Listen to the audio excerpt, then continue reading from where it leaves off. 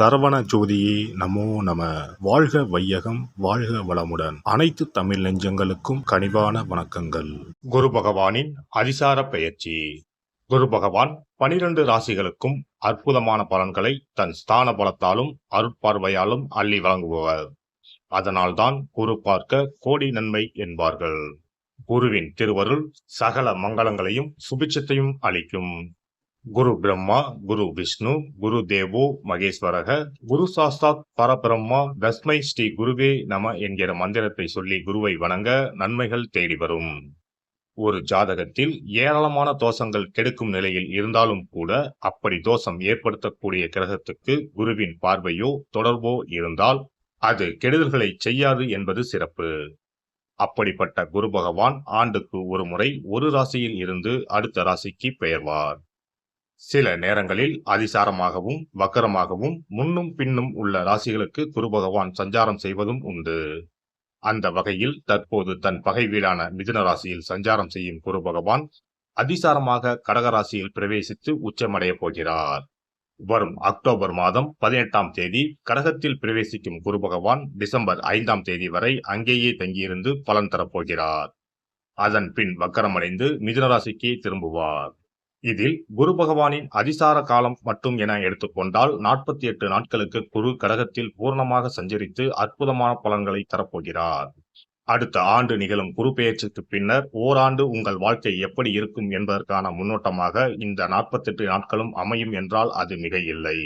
அந்த வகையில் இதில் அற்புதமான பலனை பெறப்போகும் ராசிக்காரர்கள் என்றால் முதலில் மிதுன ராசியை சொல்லலாம்.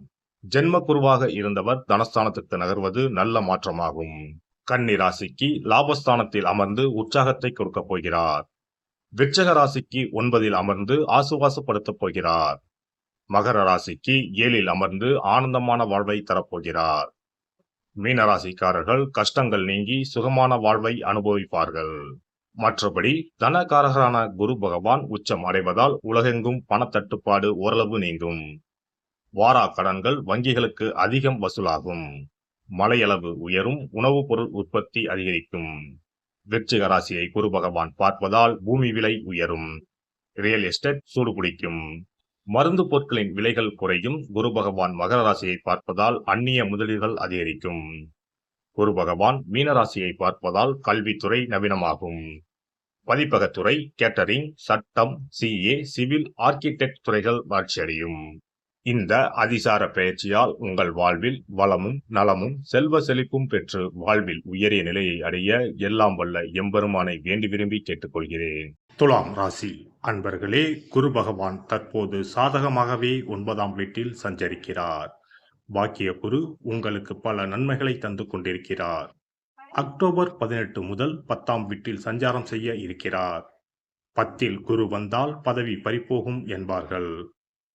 என்ன ஆகுமோ என்று இந்த அதிசார குரு பெயர்ச்சி குறித்து கவலைப்பட வேண்டாம். பல விதத்திலும் நற்பலன்களையே உங்களுக்கு குரு பகவான் தர இருக்கிறார். என்றாலும் யாரையும் எதிலும் எளிதில் நம்ப வேண்டாம். நீண்டகால நண்பர்கள், உறவினர்கள் என்றாலும் ஆராயாமல் எதையும் அவர்களிடம் சொல்லவோ ஒப்படைக்கவோ வேண்டாம்.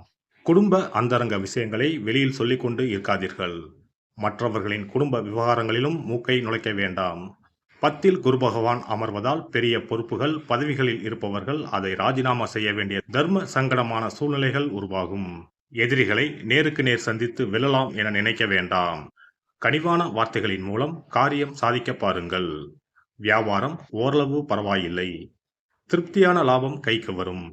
வேலையாட்கள் கொஞ்சம் முரண்டு பிடிப்பார்கள். தட்டி கொடுத்து வேலை வாங்க பழகுங்கள். உத்தியோகத்தில் இருப்பவர்கள் தங்களின் பொறுப்புகளில் மிகுந்த கவனத்துடன் இருக்க வேண்டும்.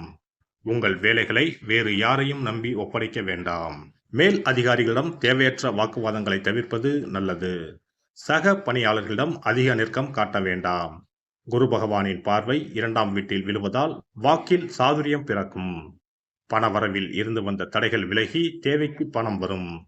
குடும்பத்திலும் நிம்மதி பிறக்கும். குழந்தைகள் உங்கள் பேச்சை கேட்டு நடந்து கொள்வது மகிழ்ச்சி தரும். குரு பகவானின் பார்வை நாளில் படுவதால் தாயின் ஆரோக்கியத்தில் இருந்த பின்னடைவுகள் விலகும். அவர் தொடர்பான மருத்துவ செலவுகள் முடிவுக்கு வரும். நல்ல வசதியான வீட்டுக்கு குடிபோக சந்தர்ப்பம் உண்டாகும். சிலர் புதிய வாகனங்களை வாங்கி மகிழ்வீர்கள். குரு பகவானின் பார்வை 6ஆம் வீட்டில் விழுவதால் சின்ன சின்ன கடன்களை அடைப்பீர்கள். ஆரோக்கியம் மேம்படும். அன்றாடம் உடற்பயிற்சியை தவறாமல் மேற்கொள்வதன் மூலம் பெரிய மருத்துவ செலவுகளை தவிர்க்கலாம். நட்சத்திரங்களில் முதல் தரமான ராஜயோகத்தை சுவாதி நட்சத்திரக்காரர்கள் பெறுவார்கள். விசாக நட்சத்திரக்காரர்கள் ஓரளவு நற்பலன்களை பெறுவார்கள். மொத்தத்தில் துலாம் ராசிக்காரர்களுக்கு இந்த அதிசார குரு பெயர்ச்சி கொஞ்சம் கவனத்துடன் நடந்து கொண்டால் இரட்டிப்பு நன்மைகளை தருவதாக அமையும். வியாழக்கிழமைகளில் தட்சிணாமூர்த்தியை வழிபடுவதும் கொண்டைக்கடலை தானம் கொடுப்பதும் சிறப்பு. உங்கள் ஆசிரியர்களை இந்த காலகட்டத்தில் தேடிச் சென்று வணங்குங்கள். சிறப்பு தொகுப்பு: தோஷங்களை நீக்கும் கற்பூர பரிகாரம். வாஸ்து சாஸ்திரங்களின்படி வாழ்க்கையில் மகிழ்ச்சியையும் செழிப்பையும் கொண்டு வர பல வழிகள் உள்ளன.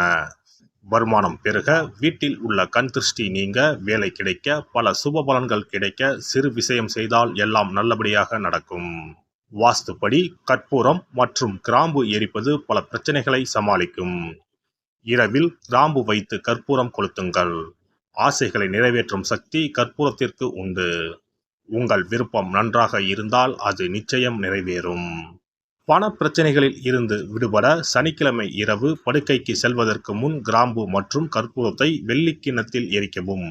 இப்படி செய்தால் பண பற்றாக்குறையை போக்கலாம்.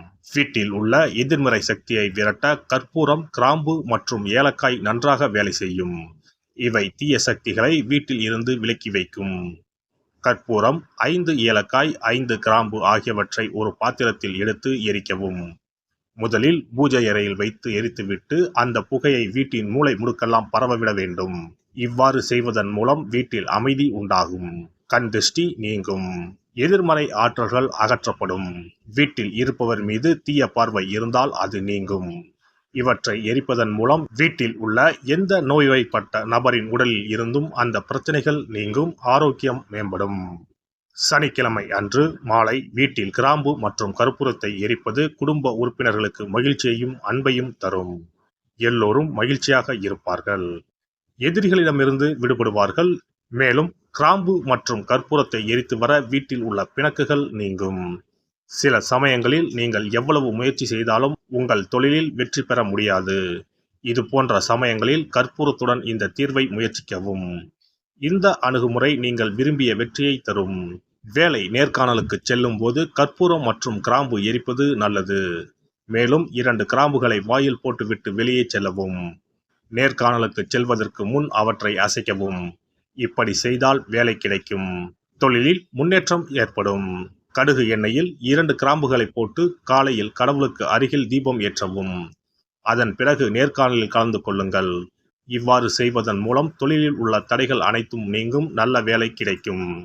திருமண உறவில் சிக்கல் இருந்தால் வெள்ளி அல்லது வேறு ஏதேனும் பாத்திரத்தில் கற்பூரத்தை எரிக்கவும். அறையின் மூலையில் 2 கற்பூரங்களை வைக்க வேண்டும். இவ்வாறு செய்வதன் மூலம் தம்பதிகளிடையே ஒற்றுமை அதிகரிக்கும். மேலும் இரவில் கற்பூரம் மற்றும் கிராம்புகளை எரிப்பதால் வாழ்வில் உள்ள தடைகள் நீங்கும். 6 கற்பூரம் மற்றும் 36 கிராம்புகளை எடுத்து வீட்டில் தூவி வர உங்கள் திருமண வாழ்க்கையில் உள்ள தடைகள் நீங்கும். எந்த ஒரு பரிகாரமாக இருந்தாலும் அதை முழு மனதோடு தெய்வ நம்பிக்கையோடு தொடர்ந்து செய்து வந்தால் மட்டுமே பலன் கிடைக்கும். எனவே நம்பிக்கையோடு செய்து பலனை பெறுங்கள். நல்லதே நடக்கும். எல்லாம் வல்ல இறையருளால் நீங்களும் உங்கள் அன்பு குடும்பமும் உடல் நலம், நீளாயுள், நிறை செல்வம், உயர் புகழ், மெய்ஞானம் ஓங்கி வாழ்க வளமுடன். இந்த வீடியோ பதிவு உங்களுக்கு பிடித்திருந்தால் லைக் பண்ணுங்க, கமெண்ட் பண்ணுங்க, ஷேர் பண்ணுங்க. மறக்காம சப்ஸ்கிரைப் பண்ணுங்க. பக்கத்துல இருக்கிற பெல் பட்டனை கிளிக் பண்ணுங்க. நன்றி, வணக்கம். ஓம் நமச்சிவாய. சிவாய நம.